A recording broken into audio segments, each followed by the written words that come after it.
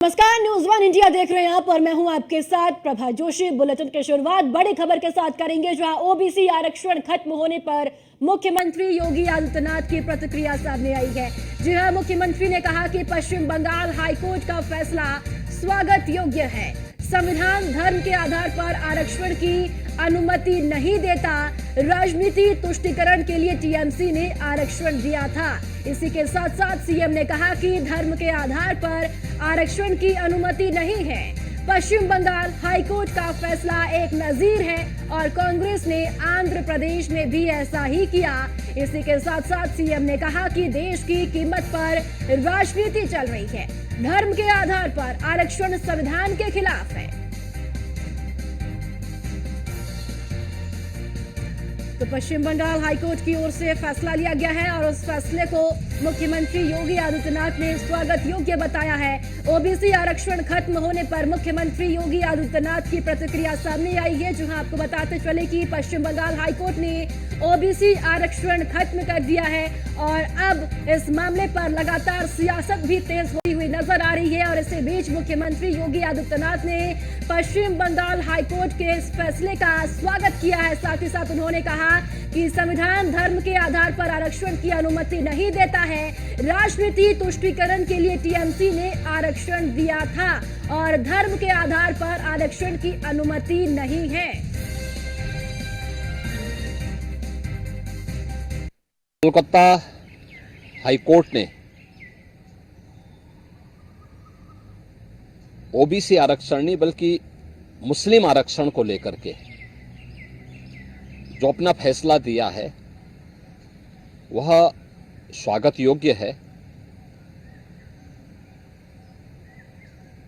भारत का संविधान धर्म के आधार पर आरक्षण की अनुमति नहीं देता। वेस्ट बंगाल की मुख्यमंत्री टीएमसी की सरकार ने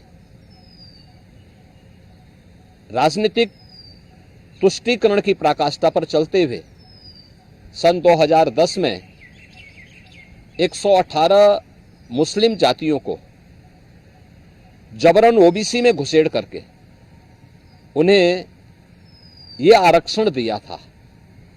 यानी 118 ये जातियां, इसका मतलब ओबीसी का हक जबरदस्ती हड़प रही थी। कोलकाता हाईकोर्ट ने ओबीसी आरक्षण नहीं बल्कि मुस्लिम आरक्षण को लेकर के जो अपना फैसला दिया है वह स्वागत योग्य है। भारत का संविधान धर्म के आधार पर आरक्षण की अनुमति नहीं देता।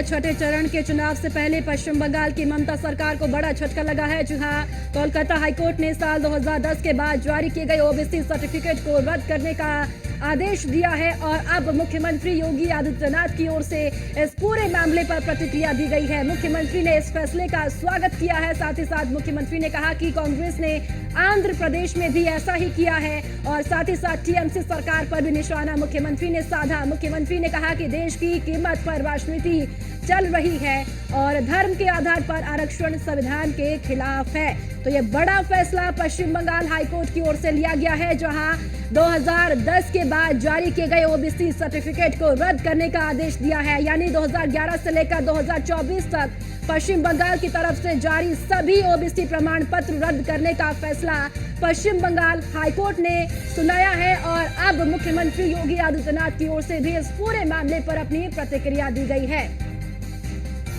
और चलिए ज्यादा जानकारी के साथ एसके वाजपेयी हमारे संवाददाता हमारे साथ जुड़ चुके हैं। एसके, जहां ममता सरकार को बड़ा झटका पश्चिम बंगाल हाईकोर्ट से लगा है। ओबीसी आरक्षण को खत्म करने का आदेश 2010 के बाद जो सर्टिफिकेट बनाए गए ओबीसी के लिए, और अब मुख्यमंत्री की ओर से कहना कि यह फैसला स्वागत योग्य है।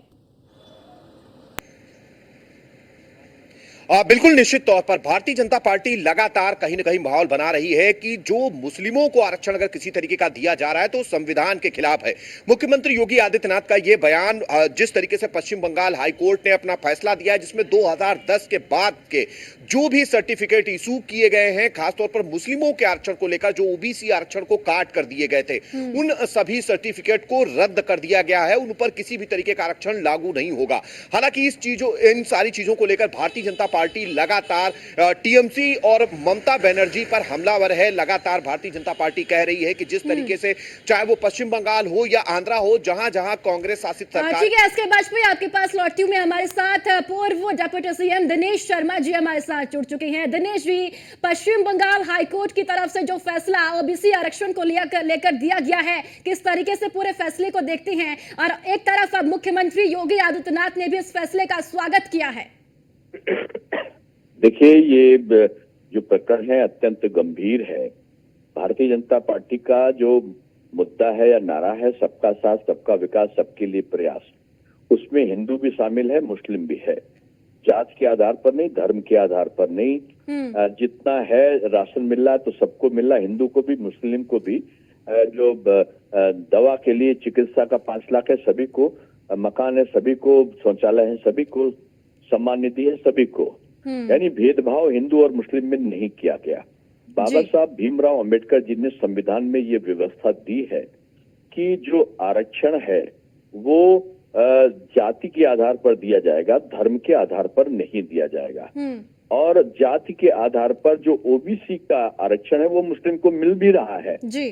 लेकिन कांग्रेस ने जो षड्यंत्र किया है, ममता बनर्जी ने जो षड्यंत्र किया है, मिलके इंडी गठबंधन ने जो पूरा षड्यंत्र किया है, उन्होंने अपने यहाँ तक का संकल्प पत्र में भी इसका कहीं कहीं उल्लेख किया है, इशारा किया है कि उन्होंने जो 5 बार आंध्र प्रदेश में और इधर बंगाल में, इधर कर्नाटका में उन्होंने जो सामान्य मुस्लिम भी था उसको ओबीसी और एससी का, जो हिंदू ओबीसी और एससी थे, उनकी आरक्षण की सीमा में से काटकर और उन्होंने ये आरक्षण दे दिया मुस्लिम वर्ग को।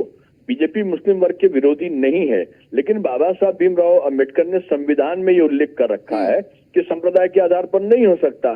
तो जो उनका आरक्षण दिनेश जी, एक सवाल ये भी कि ममता दीदी ने अब कोर्ट का जो फैसला है उसका विरोध करना भी शुरू कर दिया है। आप कैसे देख रहे हैं आप इसको?